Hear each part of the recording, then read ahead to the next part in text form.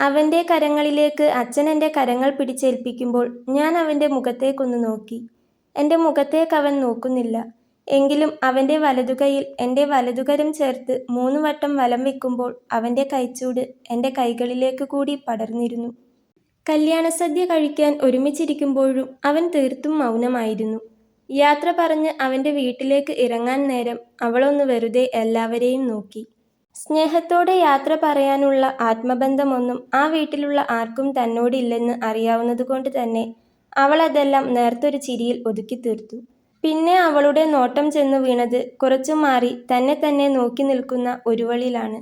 അവളൊരു ചിരിയോടെ തന്നെ നോക്കി നിൽക്കുന്നവൾക്ക് അരികിലേക്ക് നടന്നു ചെന്ന് അവളുടെ കയ്യിൽ പിടുത്തമിട്ടു. ഒരു നിറഞ്ഞ പുഞ്ചിരിയോടെ തൻ്റെ കൈ വിടുവിച്ചുകൊണ്ട് അവൾ തന്നെ ചേർത്തു പിടിച്ചു. അതെ, തൻ്റെ പ്രിയ കൂട്ടുകാരി വർഷ, തൻ്റെ എല്ലാ വേദനകളും അറിയുന്നവൾ. ആ വേദനകൾക്ക് പലപ്പോഴും സ്നേഹത്താൽ മരുന്ന് പുരട്ടിയത് വർഷയാണ്. അവളോട് മാത്രം യാത്ര പറഞ്ഞുകൊണ്ട് കാറിനരികിലേക്ക് നടന്നു. കാറിനരികിൽ തൻ്റെയും അവൻ്റെയും വേണ്ടപ്പെട്ട ബന്ധുക്കളെല്ലാം നിൽക്കുന്നുണ്ട്. താൻ കൂടി ചെന്നതും അവൻ വേഗത്തിൽ കാറിലേക്ക് കയറിയിരുന്നു. അവന് പിന്നാലെ താനും. 1.5 മണിക്കൂർ ദൂരമുണ്ടായിരുന്നു തൻ്റെ വീട്ടിൽ നിന്നും അവൻ്റെ വീട്ടിലേക്ക്. ആ സമയം അത്രയും അവൻ പുറത്തേക്ക് തന്നെ നോക്കിയിരുന്നു. കുറച്ചു ദൂരം പുറത്തേക്ക് കണ്ണു നട്ടെങ്കിലും എന്തോ മനസ്സാകെ വല്ലാത്തൊരു ഭാരം കൊണ്ട് നിറയുന്നതുപോലെ അവൾക്ക് തോന്നി. അവൾ തനിക്കരികിലായി ഇരിക്കുന്നവനെയൊന്ന് നോക്കി. താൻ നോക്കുന്നുണ്ടെന്ന് അറിഞ്ഞതുകൊണ്ടാകണം അവൻ ഒന്നുകൂടി പുറത്തേക്ക് മുഖം തിരിച്ചു. പിന്നീട് അവൾ അവനെ നോക്കിയതേയില്ല. കണ്ണടച്ചുകൊണ്ട് അവൾ പതിയെ സീറ്റിലേക്ക് ചാരിയിരുന്നു. ഇറങ്ങുന്നില്ലേ എന്നൊരു സ്ത്രീശബ്ദമാണ് തന്നെ ഉറക്കത്തിൽ നിന്നും വിളിച്ചുണർത്തിയത്. അവളൊന്ന് ചുറ്റും നോക്കി. ഇത്ര പെട്ടെന്ന് എത്തിയോ എന്നാണ് അവൾക്ക് തോന്നിയത്. കണ്ണുകൾ അടച്ച് ഇരുന്നത് മാത്രം ഓർമ്മയുണ്ട്. അവൾ തൻ്റെ അരികിലെ സീറ്റിലേക്കൊന്ന് നോക്കി. അവിടം കാലിയാണ്. നോക്കിയപ്പോൾ പുറത്തിറങ്ങി അവൻ നിൽപ്പുണ്ട്. അവൾ പതിയെ പുറത്തേക്കിറങ്ങി. അവൾ അവൻ്റെ വീട്ടിലേക്കൊന്ന് നോക്കി.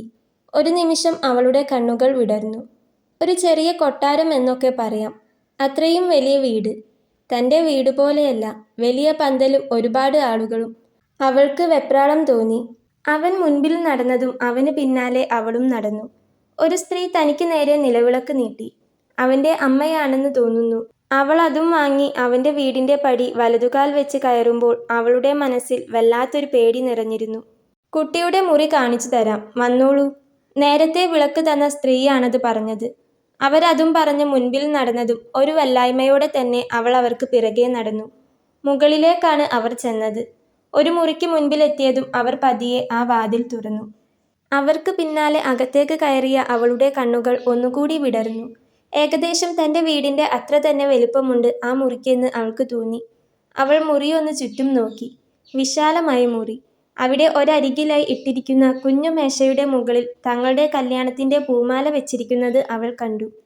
ഡ്രസ്സെല്ലാം കബോർഡിലുണ്ട്. മോളൊന്ന് കുളിച്ചു മാറ്റിക്കോളൂ.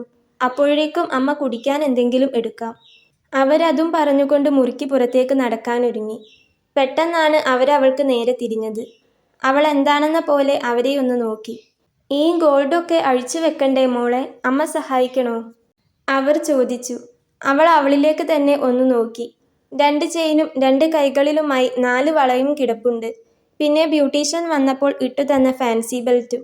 തൻ്റെ ദേഹത്തുള്ള മുഴുവൻ പൊന്നും താൻ തന്നെ അധ്വാനിച്ച് വാങ്ങിയതാണ്. അതിൽ ഒരു തരി പോലും തനിക്ക് വേണ്ടി ആരും തന്നിട്ടില്ല, സ്വന്തം അച്ഛൻ പോലും.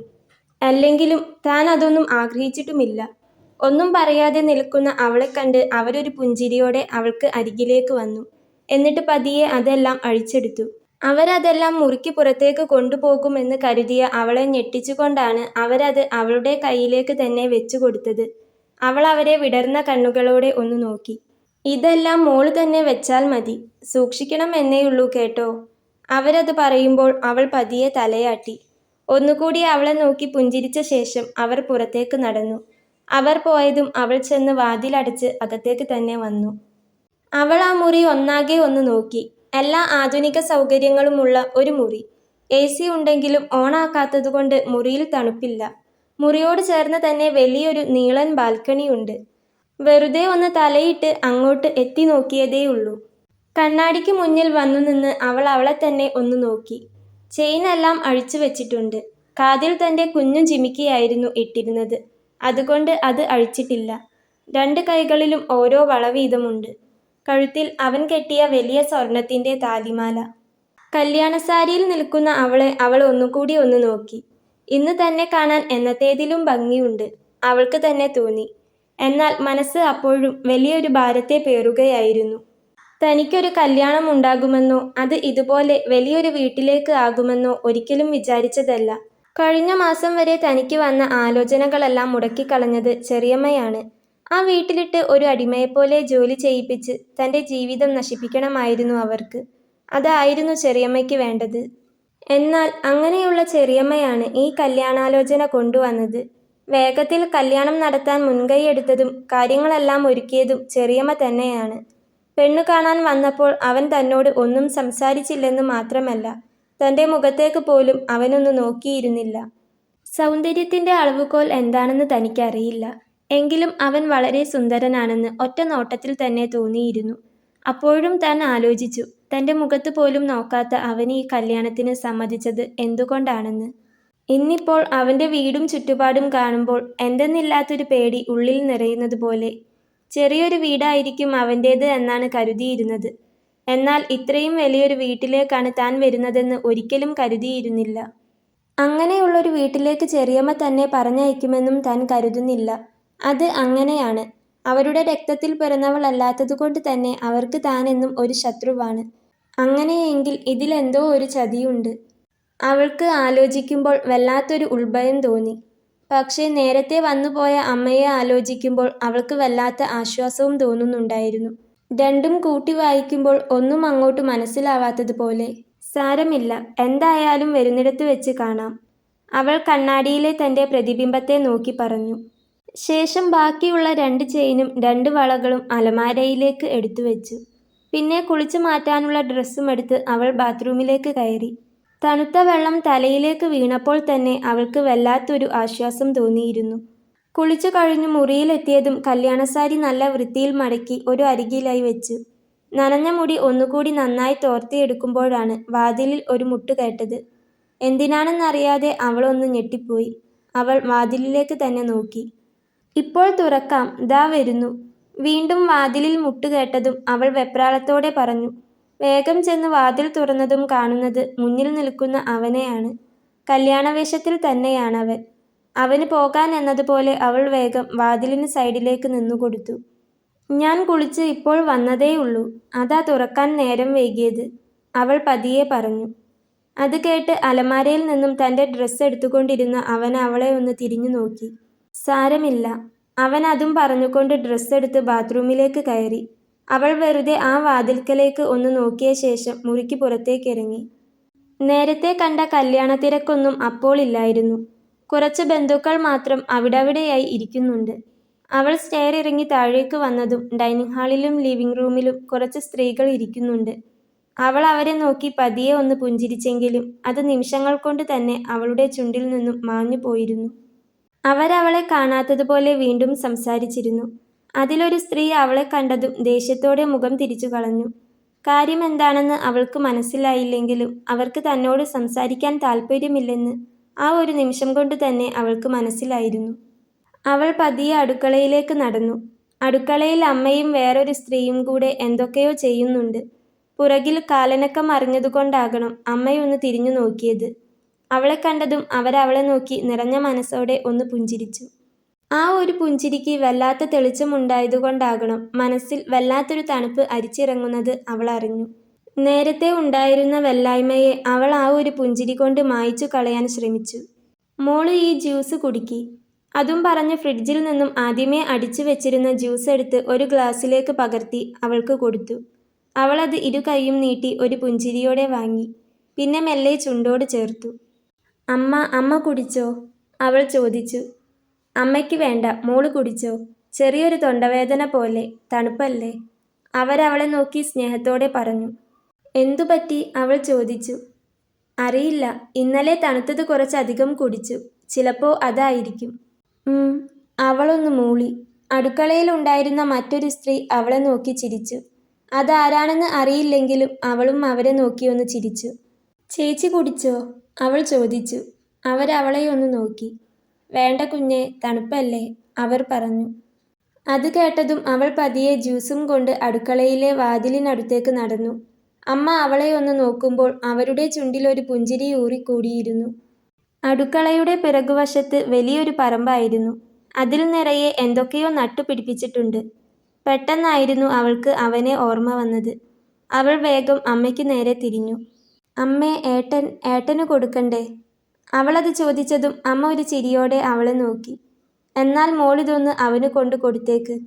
അവരതും പറഞ്ഞ് വേറൊരു ഗ്ലാസ്സിലേക്ക് ജ്യൂസ് പകർത്തി കൊടുത്തു. അവൾ വേഗത്തിൽ അവളുടെ കയ്യിലെ ജ്യൂസ് കുടിച്ച ശേഷം ഗ്ലാസ് കഴുകി സ്റ്റാൻഡിൽ കമഴ്ത്തി. "ഞാനിത് ഏട്ടന് കൊടുത്തിട്ട് വരാം." അവനായി എടുത്തുവച്ച ജ്യൂസുമായി പോകുമ്പോൾ അവൾ അമ്മയോട് പറഞ്ഞു. "നല്ലൊരു മോള് അല്ലേ?" അവൾ പോകുന്നത് നോക്കി അടുക്കളയിലുണ്ടായിരുന്ന സ്ത്രീ പറഞ്ഞു. "അതെ," അവരൊരു പുഞ്ചിരിയോടെ തന്നെ പറഞ്ഞു. മുറിയിലേക്ക് പോകുമ്പോൾ കണ്ടു മേശയ്ക്ക് ചുറ്റും ഇരിക്കുന്ന നേരത്തെ കണ്ട സ്ത്രീകളെ. അവളെ കണ്ടതും അവർ വീണ്ടും മുഖം തിരിച്ചു കളഞ്ഞു. അവൾക്കെന്തോ വെല്ലായ്മ തോന്നിയെങ്കിലും അവൾ അത് കാര്യമാക്കാൻ പോയില്ല. അവൾ പതിയെ മുകളിലേക്കുള്ള പടികൾ കയറി. അപ്പോഴും പുറകിൽ നിന്ന് അവരുടെ പിറുപിറുത്തുകൊണ്ടുള്ള സംസാരം കേൾക്കാമായിരുന്നു. അവൾ മുകളിലേക്ക് വരുമ്പോൾ അവൻ കുളിച്ചു വന്ന് കണ്ണാടിക്ക് മുൻപിൽ നിൽപ്പുണ്ട്. കറുത്ത ടീഷർട്ടും ഒരു സ്പോർട്സ് പാൻസുമാണ് അവൻ്റെ വേഷം. അവൾ അകത്തേക്ക് നടന്നതും അവനൊന്ന് അവളെ തിരിഞ്ഞു നോക്കി. "അമ്മ തന്നതാ." അവൾ കയ്യിലുള്ള ജ്യൂസ് അവൻ്റെ നേരെ നീട്ടി. "നീ കുടിച്ചോ?" അവനത് വാങ്ങുമ്പോൾ അവളോട് ചോദിച്ചു. അമ്മ തന്നു." അത് പറയുമ്പോൾ അവൾക്ക് വല്ലാത്ത സന്തോഷം തോന്നിയിരുന്നു. ആദ്യമായിട്ടാണ് തന്നോടൊരാൾ ഇങ്ങനെ ചോദിക്കുന്നത്. അതും അവൻ. അതുവരെയും അവൻ തന്നെ ഒന്ന് നോക്കാതെയും തന്നോടൊന്നും മിണ്ടാതെയും ഇരുന്നതിൻ്റെ കുഞ്ഞു സങ്കടം അവളിൽ നിന്നും നീങ്ങിപ്പോയിരുന്നു. അവൻ ജ്യൂസ് ഒന്ന് ചുണ്ടോട് ചേർത്തുകൊണ്ട് ബാൽക്കണിയിലേക്ക് നടന്നു. എന്തോ അവൾ അവന് പിറകെ ചെന്നില്ല. അവനെയും നോക്കിക്കൊണ്ട് മുറിയിൽ ഒരരികിലായി നിന്നു. ദൂരേക്ക് നോക്കിയാണ് അവൻ നിൽക്കുന്നത്. ഇടയ്ക്ക് ജ്യൂസ് കുടിക്കുന്നുണ്ട്. തൻ്റെ നോട്ടം അവനൊരു ശല്യമാകേണ്ട എന്ന് കരുതി അവൾ ബെഡിൽ വന്നിരുന്നു. കുറച്ചു കഴിഞ്ഞതും കാലിയായ ഗ്ലാസും കൊണ്ട് അവൻ അകത്തേക്ക് വന്നിരുന്നു. അവൻ അതും കൊണ്ട് താഴേക്ക് നടക്കാൻ ഒരുങ്ങുമ്പോഴാണ് അവൾ അവനരികിലേക്ക് ചെന്നത്. "ഇങ്ങ് തന്നേക്കൂ." അവൾ അതും പറഞ്ഞ് അവന് നേരെ കൈ നീട്ടി. അവനൊരു നേർത്ത പുഞ്ചിരിയോടെ അവളുടെ കയ്യിലേക്ക് ഗ്ലാസ് വെച്ചു കൊടുത്തു. അവൾക്ക് അത്ഭുതം തോന്നി. അത്രമേൽ നേർത്തതെങ്കിലും വല്ലാത്തൊരു ഭംഗി തോന്നി അവൻ്റെ ആ പുഞ്ചിരിക്ക്. അപ്പോഴേക്കും അവൻ താഴേക്ക് നടന്നിരുന്നു. അവളും അവന് പിന്നാലെ താഴേക്ക് നടന്നു. അവൻ പടികൾ ഇറങ്ങി വരുന്നത് കണ്ടപ്പോഴേ സ്ത്രീകൾ തമ്മിൽ അടക്കം പറയുന്നത് നിർത്തി. അതിൽ നേരത്തെ അവളോട് മുഖം തിരിച്ചു കളഞ്ഞ സ്ത്രീ അവനെ കണ്ടതും എഴുന്നേറ്റ് വന്നു. "എന്നാലും എൻ്റെ ദീപു, ഞങ്ങളോടിത് വേണ്ടായിരുന്നു." അത് പറയുമ്പോൾ അവരുടെ മുഖം ദേഷ്യം കൊണ്ട് വിറച്ചിരുന്നു. അവനൊന്നും പറയാതെ അവരെ തന്നെ നോക്കി നിന്നു. അവരുടെ ശബ്ദം അവിടെ ഉയർന്നതും അവൻ്റെ അമ്മ സുധയും അവിടേക്ക് വന്നു. അവരെ കൂടി കണ്ടതും ആ സ്ത്രീയുടെ ദേഷ്യം ഒന്നുകൂടി കൂടി. "സുധേടത്തി, ഏട്ടത്തി കൂടി അറിഞ്ഞുകൊണ്ടാണല്ലോ അല്ലേ ഇത്?"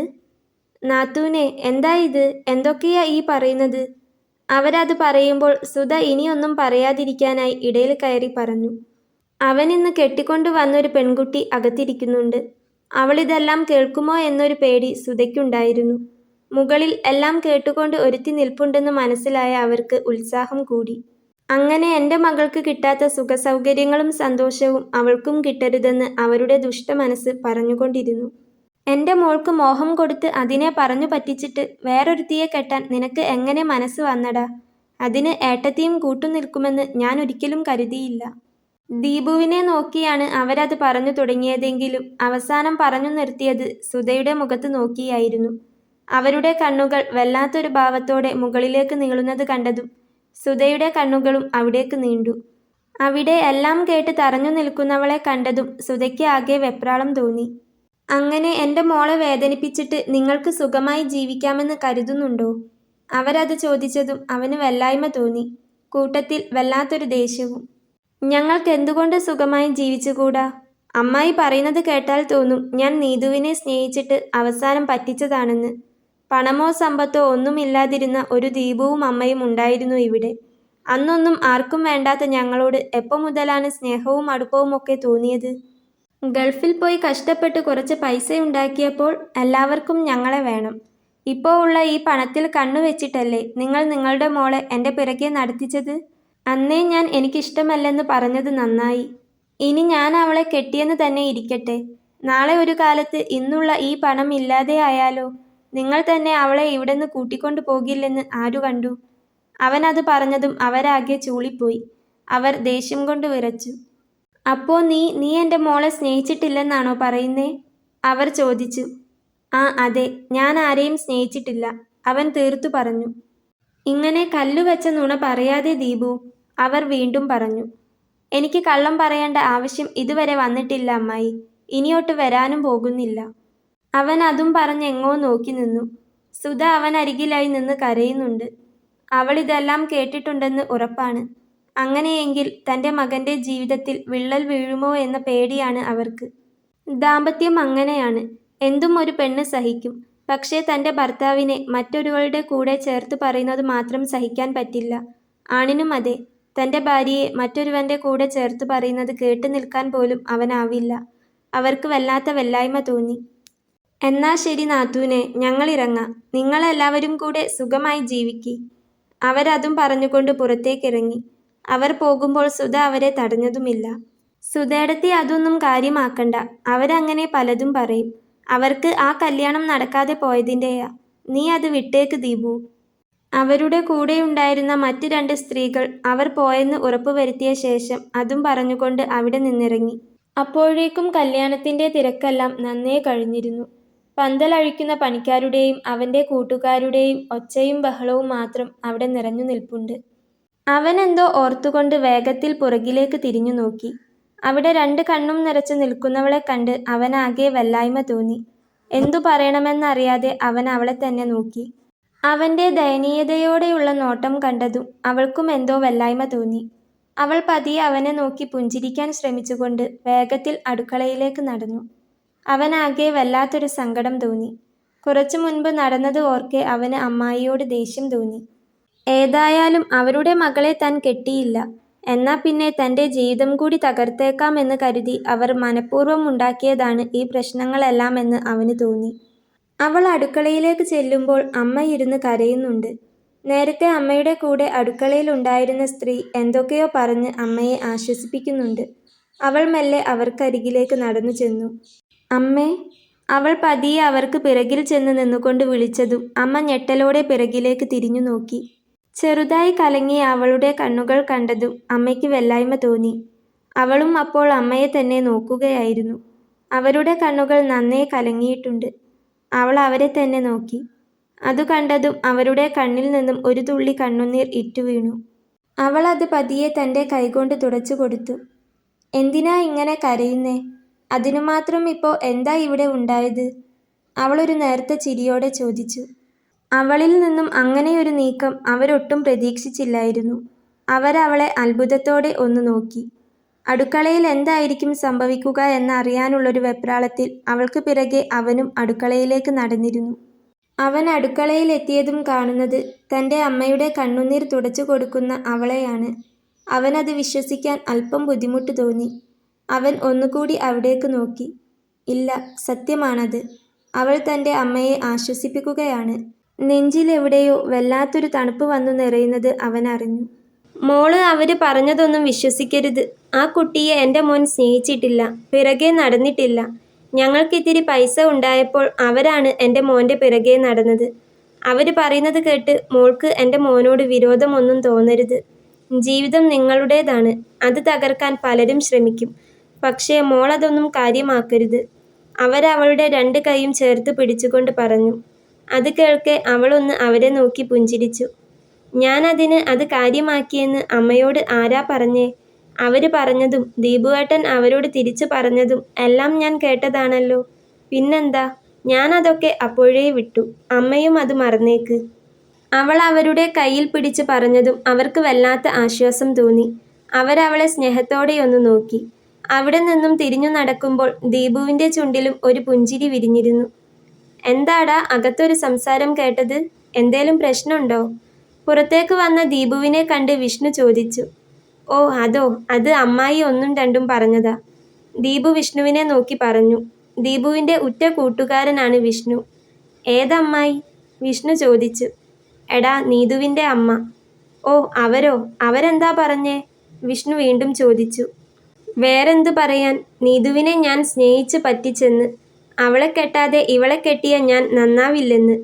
ദീപു അത് പറഞ്ഞതും വിഷ്ണുവിന് ദേഷ്യം പിടിച്ചു. ഇവരിത് നീ എന്തിനാ അവര് പറഞ്ഞത് കേൾക്കാൻ പോയത്? 2 നല്ല വർത്താനം നിനക്ക് അവരോട് പറഞ്ഞൂടായിരുന്നോ? വിഷ്ണു ചോദിച്ചു.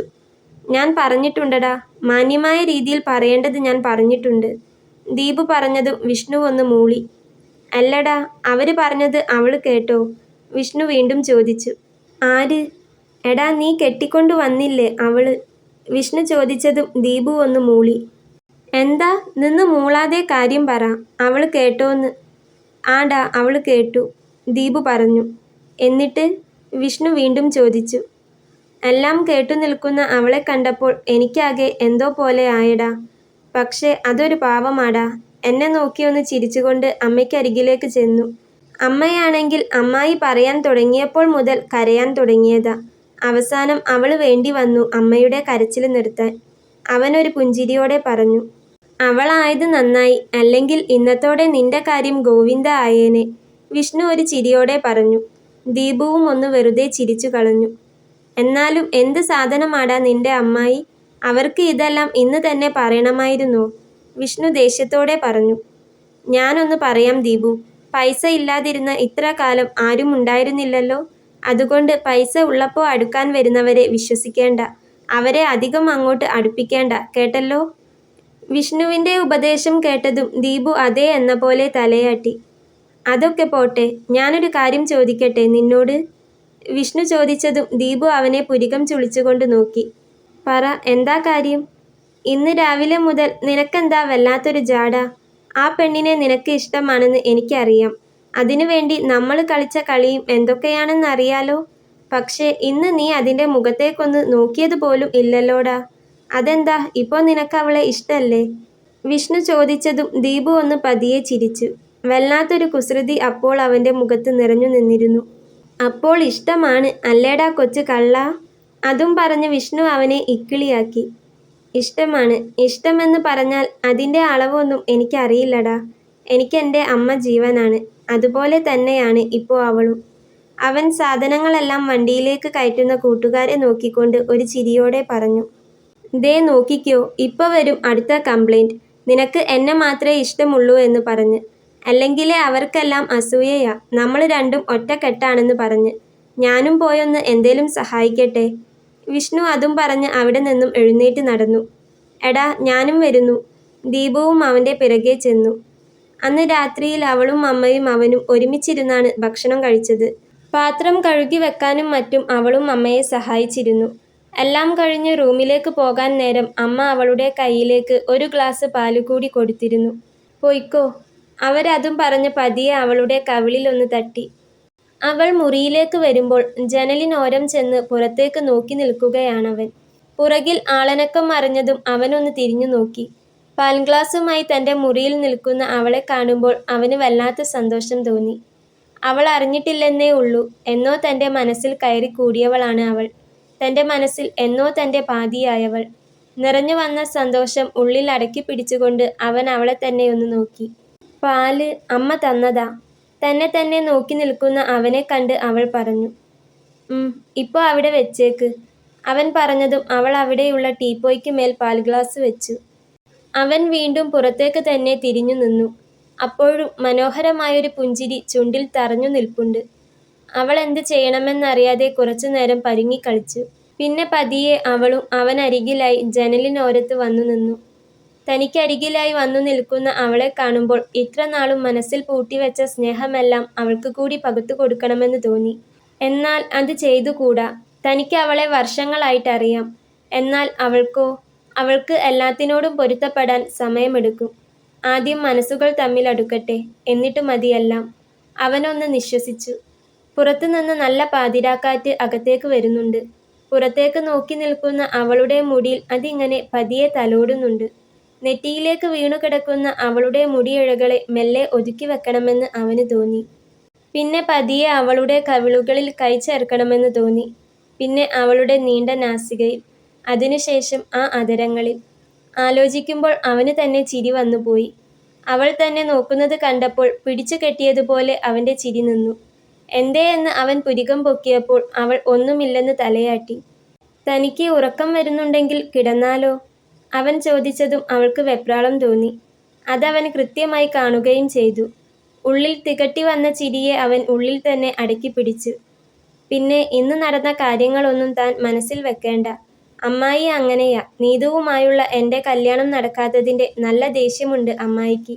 കൂട്ടത്തിൽ ഈ കല്യാണം നടന്നതിൻ്റെയും. അവൻ പറഞ്ഞതും അവൾ അവനെയൊന്നു നോക്കി. അതെന്താന്ന് വെച്ചാ ഈ കാണുന്ന എല്ലാത്തിൻ്റെയും അവകാശി ഞാനാ. ഇനിയിപ്പോ ഇതൊക്കെ തൻ്റേതു കൂടിയല്ലേ. അതിൻ്റെ ദേഷ്യമാണ് ഇന്നിവിടെ കാണിച്ചു കൂട്ടിയതൊക്കെ. അവൻ പറഞ്ഞതും അവൾ പതിയെ ഒന്ന് ചിരിച്ചു. അപ്പോഴും അവൻ പറഞ്ഞ ആ വാക്കുകൾ അവളെ വല്ലാതെ സന്തോഷിപ്പിച്ചിരുന്നു. ഇനിയിപ്പോ ഇതൊക്കെ തൻ്റേതു കൂടിയല്ലേ എന്ന്. അതിനർത്ഥം തന്നെ ആലോചിക്കുമ്പോൾ അവൾക്ക് വല്ലാത്ത സന്തോഷം തോന്നി. സ്വത്തും സമ്പത്തും താൻ ഇതുവരെ ആഗ്രഹിച്ചിട്ടില്ല. പക്ഷേ സ്നേഹിക്കാൻ ഒരാള്, എല്ലാം മറന്ന് ചായാൻ ഒരു തോള്, അത്രമാത്രമേ താൻ ആഗ്രഹിച്ചിട്ടുള്ളൂ. ഇതൊക്കെ എന്ന് പറയുമ്പോൾ അതിൽ അവനും അമ്മയും ഒക്കെ ഉൾപ്പെടുമല്ലോ. അങ്ങനെ ഒരർത്ഥം കണ്ടെടുക്കുമ്പോൾ അവൾക്ക് മനസ്സ് നിറഞ്ഞു. ആ പാലിൽ മധുരം പാകത്തിന് അല്ലേ എന്നൊന്ന് നോക്കിയേ. അവൻ പറഞ്ഞതും അവൾ ഗ്ലാസ് എടുത്ത് അല്പം കയ്യിലേക്ക് തുളുമ്പാനായി ഗ്ലാസ് ചരിച്ചു. നീ ഇതെന്താ ചെയ്യുന്നേ? അത് തറയിലായാൽ ഉറുമ്പ് വരില്ലേ? അവൻ പറഞ്ഞതും അവൾ അവനെയൊന്ന് നോക്കി. എൻ്റെ പൊന്നു കുഞ്ഞെ, നിനക്ക് വല്ല മാറാരോഗവുമുണ്ടോ? നീ അത് വായിൽ വെച്ച് കുടിച്ചെന്ന് വെച്ച് ഇവിടെ ആകാശം ഇടിഞ്ഞു വീഴോ? ഇല്ലാലോ. അവനൊരു ചിരിയോടെ പറഞ്ഞതും അവൾ അത് പതിയെ ചുണ്ടോട് ചേർത്തു. അവനൊരു നേർത്ത ചിരിയോടെ അത് നോക്കിയിരുന്നു. പാകത്തിനാണ്. അവൾ അതും പറഞ്ഞുകൊണ്ട് അവന് നേരെ ഗ്ലാസ് നീട്ടി. അവൻ അത് വാങ്ങി ചുണ്ടോട് ചേർത്തു. എന്നാലും എനിക്കിത് മധുരം അല്പം കൂടുതലാണ്. അതും പറഞ്ഞ് അല്പം മാത്രം കുടിച്ച് ബാക്കി അവൾക്ക് നേരെ നീട്ടി. എനിക്ക് ഇത്രയൊന്നും വേണ്ട. അവൻ നീട്ടിയ ഗ്ലാസ്സിലെ 1/4 ഭാഗത്തോളം പാല് കണ്ട് അവൾ പറഞ്ഞു. സാരമില്ല, ഇങ്ങനെയൊക്കെയാ ശീലമാവുന്നേ. അവൻ അതും പറഞ്ഞ് അവളെ നിർബന്ധിച്ചു. ശേഷം അവൻ പോയി വാ കഴുകി വന്നു. അവളും വാ കഴുകി വരുമ്പോഴേക്കും അവൻ കട്ടിലിൽ കയറി കിടന്നിരുന്നു. കട്ടിലിന് ഒരരിക് ചേർന്ന് അവളും കിടന്നു. AC ഓണാക്കണോ? ചൂടുണ്ടോ? അവൻ ചോദിച്ചു. വേണ്ട, ഇപ്പൊ തന്നെ നല്ല തണുപ്പുണ്ട്, അവൾ പറഞ്ഞു. അവനൊന്ന് മൂളിക്കൊണ്ട് പതിയെ ചരിഞ്ഞു കിടന്നു. അല്പനേരം 2 പേർക്കും ഉറക്കം വന്നതേയില്ല. വെറുതെ കണ്ണടച്ച് കിടന്നതേയുള്ളൂ. കുറച്ചു കഴിഞ്ഞതും അവൻ മെല്ലെ തിരിഞ്ഞൊന്ന് അവളെ നോക്കി. ആള് നല്ല ഉറക്കത്തിലാണ്. നിഷ്കളങ്കമായി ഉറങ്ങുന്ന അവളെ അവനൊരു നേർത്ത ചിരിയോടെ നോക്കി. അവളെയും കണ്ടുകൊണ്ട് ആ ചിരിയോടെ തന്നെ അവൻ എപ്പോഴോ ഉറക്കിലേക്ക് വീണു. പിറ്റേന്ന് രാവിലെ അവൻ കണ്ണു തുറക്കുമ്പോൾ അവനരികിൽ അവളില്ലായിരുന്നു. ചുറ്റും നോക്കിയപ്പോൾ മുറിയിലും അവളില്ല. ചിലപ്പോൾ എഴുന്നേറ്റ് താഴേക്ക് പോയിട്ടുണ്ടാകുമെന്ന് അവന് തോന്നി. അവളെന്ന ചിന്ത പോലും അവനിലൊരു പുഞ്ചിരി കൊണ്ടുവന്നിരുന്നു. അപ്പോഴേക്കും അവൻ കൈയെത്തിച്ച് ഫോണെടുത്ത് നോക്കി. സമയം 6:30 ഇവൾ ഇത്ര നേരത്തെ എഴുന്നേറ്റോ? അവൻ ചിന്തിച്ചു. കുറച്ചു നേരം കൂടി കിടന്ന ശേഷം അവൻ മെല്ലെ എഴുന്നേറ്റു. ഫ്രഷായി താഴേക്ക് ചെല്ലുമ്പോൾ അടുക്കളയിൽ നിന്നും അവളുടെ ശബ്ദം കേൾക്കാമായിരുന്നു. അവളും അമ്മയും കാര്യമായ എന്തോ സംസാരത്തിലാണ്. അവനൊരു ചിരിയോടെ തന്നെ അടുക്കളയിലേക്ക് നടന്നു. ആള് കറിക്ക് വേണ്ട പച്ചക്കറി കഷ്ണങ്ങൾ നുറുക്കുന്ന തിരക്കിലാണ്. അമ്മ ചപ്പാത്തി ഓരോന്നായി ചുട്ടെടുക്കുന്നുണ്ട്. അതിനിടയിലാണ് 2 പേരുടെയും സംസാരം. ഇന്നലെ ഇവിടെ ഉണ്ടായിരുന്ന ചേച്ചി ആരാ അമ്മേ? അവൾ ചോദിച്ചു. ആര്? ശ്രീദേവിയോ? ദേ ആ കാണുന്നതാ അവരുടെ വീട്. എൻ്റെ കൂട്ടുകാരിയാ. എനിക്കെന്തേലും ആവശ്യം വന്നാൽ അറിഞ്ഞു കൂടെ നിൽക്കാൻ അവളെ കാണൂ. അവരൊരു ചിരിയോടെ പറയുമ്പോൾ കൂട്ടുകാരിയോടുള്ള വാത്സല്യമോ നന്ദിയോ എന്തെല്ലാമോ അതിൽ കലർന്നു നിൽക്കുന്നതായി അവൾക്ക് തോന്നി. അവളൊരു ചിരിയോടെ അവർ വിരൽ ചൂണ്ടിയിടത്തേക്ക് നോക്കി. ഒരു ചെറിയ ഓടിട്ട കുഞ്ഞു വീടായിരുന്നു അത്. ഇവിടെ നിന്ന് നോക്കിയിട്ടും അവിടം വളരെ ഭംഗിയായി തോന്നി അവൾക്ക്. ഒരുപാട് ചെടികൾക്ക് നടുവിൽ ഒരു കുഞ്ഞു വീട്. അവിടെ ആരൊക്കെയാ ഉള്ളത്? അവൾ വീണ്ടും ചോദിച്ചു. ഇപ്പോൾ അവിടെ ആരുമില്ല കുഞ്ഞെ, തനിച്ചാണ്. ഒരു മകനുണ്ട്, അവനങ്ങ് പുറത്താ. 2 വർഷം മുൻപ് അവളുടെ ഭർത്താവ് മരിച്ചു. ഇപ്പൊ തനിച്ചാണ്. സുധ പറഞ്ഞു നിർത്തി. ഒരു ചായ കിട്ടാനുള്ള വല്ല ചാൻസുമുണ്ടോ? പുറകിൽ നിന്നും അവൻ്റെ ശബ്ദം കേട്ടതും അവളും അമ്മയും ഒന്ന് തിരിഞ്ഞു നോക്കി. ദാ ഇപ്പോൾ തരാം. അതും പറഞ്ഞുകൊണ്ട് സുധ വേഗം ഒരു ഗ്ലാസ്സിൽ ചായ ഒഴിച്ചു കൊടുത്തു. പച്ചക്കറി കഷ്ണങ്ങൾ നുറുക്കിക്കൊണ്ടിരുന്ന അവൾ അതൊരു ചിരിയോടെ നോക്കി നിന്നു. അല്ല, നിങ്ങൾക്കിന്ന് ഇവളുടെ വീട്ടിലേക്ക് പോവണ്ടേ?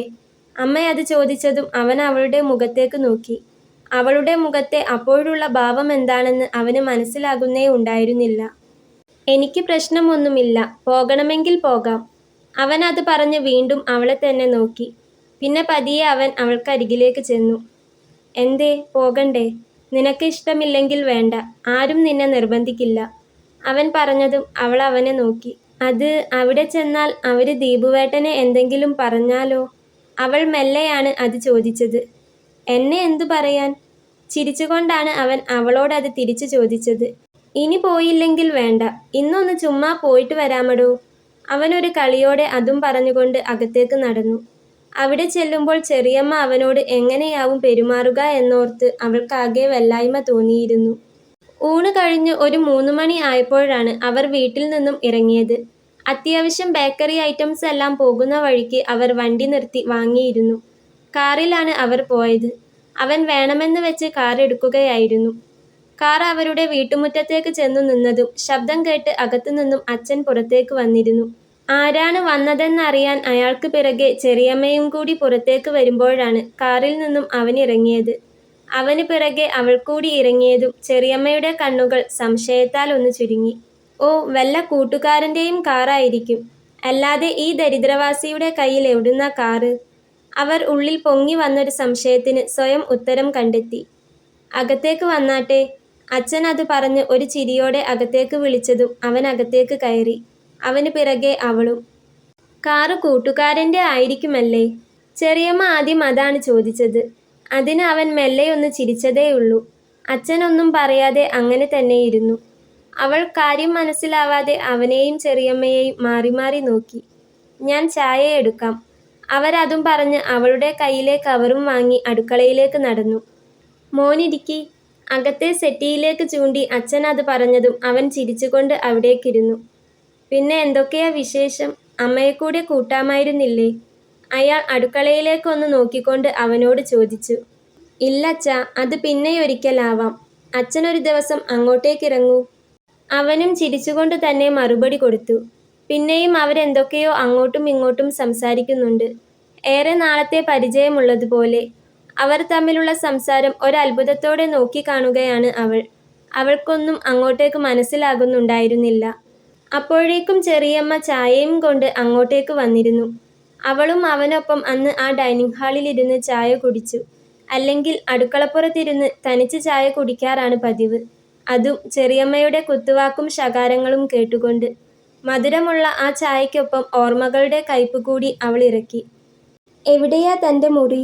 ചായ കുടിച്ചു കഴിഞ്ഞ് അല്പം ഇരുന്നതും അവൻ ചോദിച്ചു. അവൾ അവനെ ഒന്ന് നോക്കി. അവിടെയാണ്. അവൾ അതും പറഞ്ഞ് അവിടേക്ക് മുൻപിൽ നടന്നു. മുറിയുടെ വാതിൽ അടഞ്ഞു കിടപ്പാണ്. അവൾ അത് പതിയെ തള്ളി തുറന്നതും അവിടം നിറഞ്ഞു നിന്നൊരു ഇരുട്ടിലേക്ക് അവനൊന്ന് എത്തി നോക്കി. അവൾ ലൈറ്റ് ഓൺ ചെയ്തതും അവൻ അവിടം ഒന്ന് ആകെ കണ്ണോടിച്ചു. ഒരു കുഞ്ഞു കട്ടിലും ചെറിയൊരു തടിയലമാരയും. അതുമാത്രമേ അവിടെ ഉണ്ടായിരുന്നുള്ളൂ. ബെഡ് നല്ല വൃത്തിയിൽ വിരിച്ചിട്ടുണ്ട്. അവൻ പതിയെ അതിലേക്കിരിക്കാൻ പോയതും അവൾ വേഗം അതൊന്ന് തട്ടിക്കുടഞ്ഞു. അവനൊരു നേർത്ത ചിരിയോടെ അതിലേക്കിരുന്നു. അപ്പോ ഇതാണ് തൻ്റെ സാമ്രാജ്യം അല്ലേ?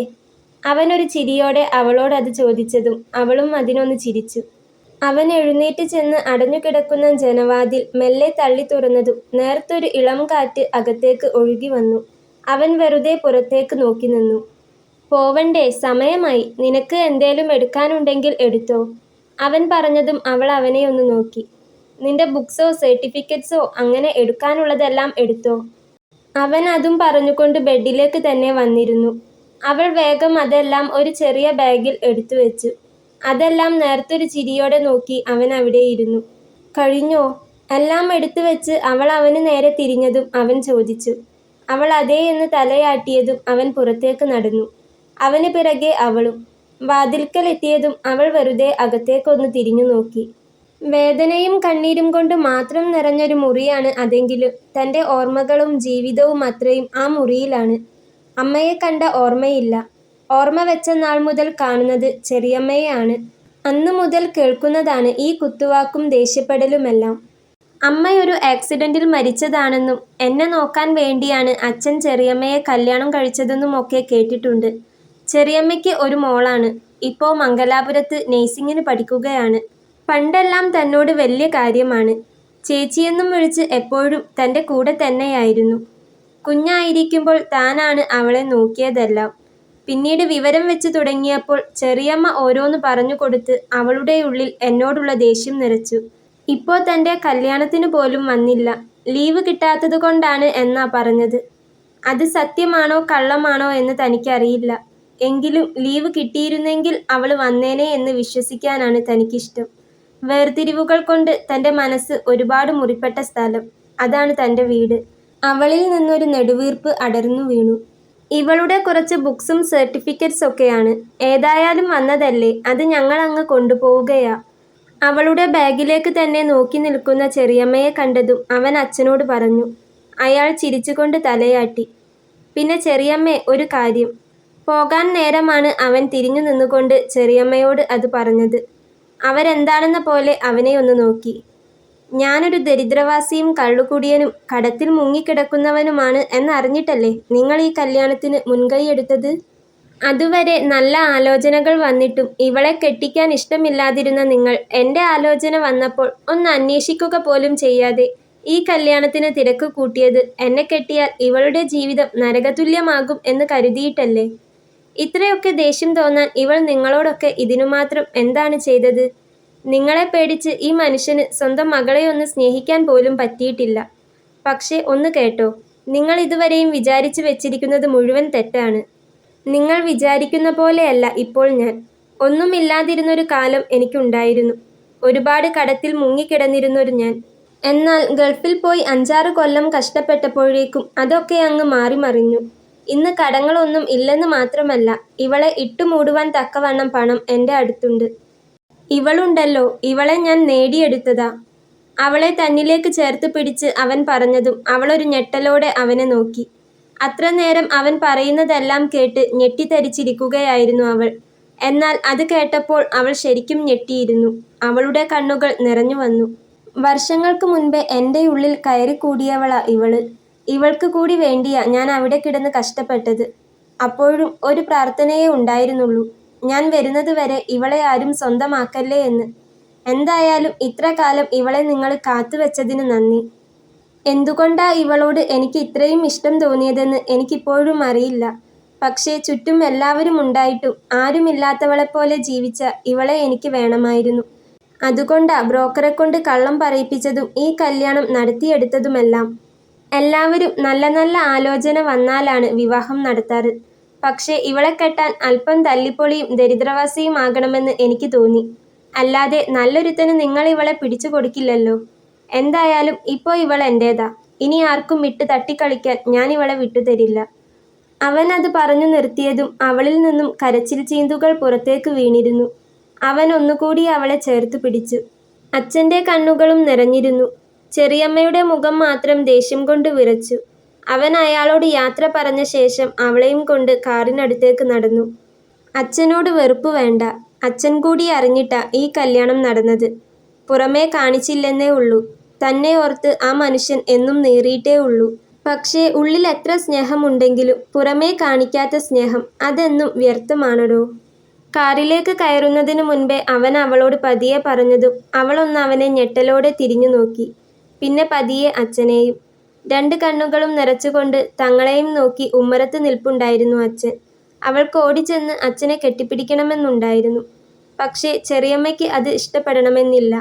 പിന്നെ അതിൻ്റെ പേരിൽ ഉള്ള ദേഷ്യം മുഴുവൻ അച്ഛനോടാവും. ഉള്ളിലെ വികാരങ്ങളെ അടക്കി പിടിച്ചുകൊണ്ട് അവൾ അച്ഛനെ കണ്ണുനീരോടെയൊന്ന് നോക്കി. എങ്കിലും ചുണ്ടിലൊരു പുഞ്ചിരി നിറഞ്ഞു നിന്നിരുന്നു. അയാളും മകളെ നോക്കിയൊന്ന് പുഞ്ചിരിച്ചു. അവരുടെ കാറ് കണ്ണിൽ നിന്നും മറയുന്നത് വരെ അയാൾ ആ ഉമ്മറത്ത് തന്നെ നിന്നു. നല്ലൊരുത്തൻ്റെ കയ്യിൽ മകളെ പിടിച്ചു കൊടുത്തുവല്ലോ എന്നൊരു ആശ്വാസം അയാളുടെ ഉള്ളിലപ്പോൾ നിറഞ്ഞു വന്നിരുന്നു. അവൾക്കും അതെ, ഹൃദയത്തിൽ നിന്നും അച്ഛനെക്കുറിച്ചുള്ള വലിയൊരു ഭാരം നീങ്ങിപ്പോയതുപോലെ. അവൾ അവനെയൊന്ന് നോക്കി. ഡ്രൈവിങ്ങിലാണ് അവൻ്റെ ശ്രദ്ധ. ഈ കല്യാണത്തെക്കുറിച്ചും തൻ്റെ ഉള്ളിൽ വല്ലാത്തൊരു ആധിയുണ്ടായിരുന്നു. പക്ഷേ ഇപ്പോൾ എല്ലാ കുരുക്കുകളും അഴിഞ്ഞ് സത്യമറിഞ്ഞപ്പോൾ വല്ലാത്തൊരു ആശ്വാസം, സമാധാനം. പക്ഷേ അപ്പോഴും കല്യാണത്തിന് തൻ്റെ മുഖത്തേക്ക് പോലും നോക്കാത്ത അവൻ വർഷങ്ങളായി തന്നെ സ്നേഹിക്കുന്നു എന്നത് അവൾക്ക് ചിന്തിക്കാൻ പോലും പറ്റുന്നുണ്ടായിരുന്നില്ല. അവൾ അവനെ തന്നെ നോക്കി. അതു കണ്ട് ഒരു ചിരിയോടെ അവൻ അവൾക്ക് നേരെ എന്തേ എന്ന് പുരികം പൊക്കിയതും ഒന്നും പറയാതെ അവൾ അവൻ്റെ തോളിലേക്ക് ചാഞ്ഞിരുന്നു. ഇടയ്ക്ക് അവളുടെ കണ്ണുനീർ തൻ്റെ ഷർട്ടിനെ നനയ്ക്കുന്നത് അവൻ അറിഞ്ഞെങ്കിലും അവനൊന്നും പറയാൻ പോയില്ല. പകരം അവളുടെ കവിളിൽ തൻ്റെ കരം ചേർത്ത് പതിയെ ഒന്ന് തലോടി കൊടുത്തു. വർഷ ഇന്നലെ തന്നെ ജോലിസ്ഥലത്തേക്ക് തിരിച്ചു പോയിരുന്നു. അവളെ കാണാൻ പറ്റാത്തൊരു കുഞ്ഞു സങ്കടം അവൾക്കുണ്ടായിരുന്നു. കാറ് മുറ്റത്തേക്ക് എത്തിയപ്പോൾ തന്നെ കണ്ടിരുന്നു ഉമ്മറത്ത് തങ്ങളെ കാത്തെന്ന പോലെ ഇരിക്കുന്ന അമ്മയെ. അവൾ ഏറെ സന്തോഷത്തോടെ അവരെ ഓടിച്ചെന്ന് കെട്ടിപ്പിടിച്ചു. അവരെന്താ കാര്യമെന്ന പോലെ അവനെ നോക്കി. ഞാനെല്ലാം അവളോട് പറഞ്ഞമ്മേ. അവനത് പറഞ്ഞതും അവരൊരു ചിരിയോടെ അവളുടെ മുടിയിൽ തലോടി. അപ്പോ അമ്മയ്ക്കും? അവൾ മുഖമുയർത്തി അമ്മയെ നോക്കി. എനിക്കെല്ലാം അറിയാമായിരുന്നു കൊച്ചേ. അവൻ പറഞ്ഞ് കാണാതെ തന്നെ നിന്നെ എനിക്ക് ഇഷ്ടമായിരുന്നു. അല്ലെങ്കിലും എൻ്റെ മോൻ വർഷങ്ങളായി നെഞ്ചിൽ കൊണ്ടു നടക്കുന്നവളല്ലേ. എനിക്കെങ്ങനെയാ ഇഷ്ടപ്പെടാതിരിക്കാൻ പറ്റുക? അവരത് പറഞ്ഞതും അവൾ അവനെ സ്നേഹത്തോടെയൊന്ന് നോക്കി. അവളുടെ നോട്ടം കാണെ അവൻ അവളെ ഇരു കണ്ണുകളും ഇറുക്കെ ചിമ്മി കാണിച്ചു. രാത്രി കുടിക്കാനുള്ള വെള്ളവുമായി അവൾ മുറിയിലേക്ക് വരുമ്പോൾ അവൻ ജനലിനോരം ചെന്ന് പുറത്തേക്ക് നോക്കി നിൽപ്പുണ്ട്. അവൾ ചെന്ന് ജഗ് മേശയ്ക്ക് മുകളിൽ വെച്ചു. പിന്നെ പതിയെ അവനരികിൽ ചെന്നു നിന്നു. ഇന്നും നല്ല തണുത്ത കാറ്റ് മുറിയിലേക്ക് ഒഴുകി വരുന്നുണ്ട്. അവളും കുറച്ചു നേരം പുറത്തേക്ക് നോക്കി നിന്നു.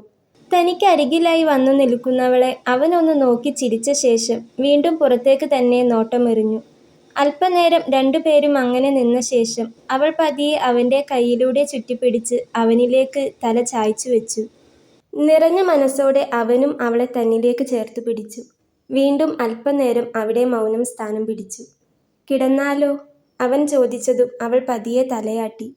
അവൾ ഒരരികിലായി ചെന്ന് കിടന്നതും അവനും ഒരു സൈഡിലായി കയറി കിടന്നു. രണ്ടുപേരുടെ മനസ്സിലും സ്നേഹം കൊണ്ട് വല്ലാത്തൊരു വീർപ്പുമുട്ടൽ തോന്നി. പ്രതീക്ഷിക്കാതെ തണുത്തൊരു കാറ്റ് മുറിയിലേക്ക് അടിച്ചു കയറിയതും രണ്ടുപേരും ഒന്ന് കുളിർന്നു പോയി. ഹൃദയം മറ്റെന്തിനോ ദാഹിക്കുന്നത് അവരിരുവരും അറിയുന്നുണ്ടായിരുന്നു. വീണ്ടും ഒരു കാറ്റ് അവരെ തഴുകിപ്പോയതും അവൾ ഒന്നുകൂടി ചുരുണ്ടുകിടന്നു. പെട്ടെന്നാണ് അവളുടെ അരക്കെട്ടിലൂടെ അവൻ്റെ കൈകൾ അവളെ ചുറ്റിപ്പിടിച്ചത്.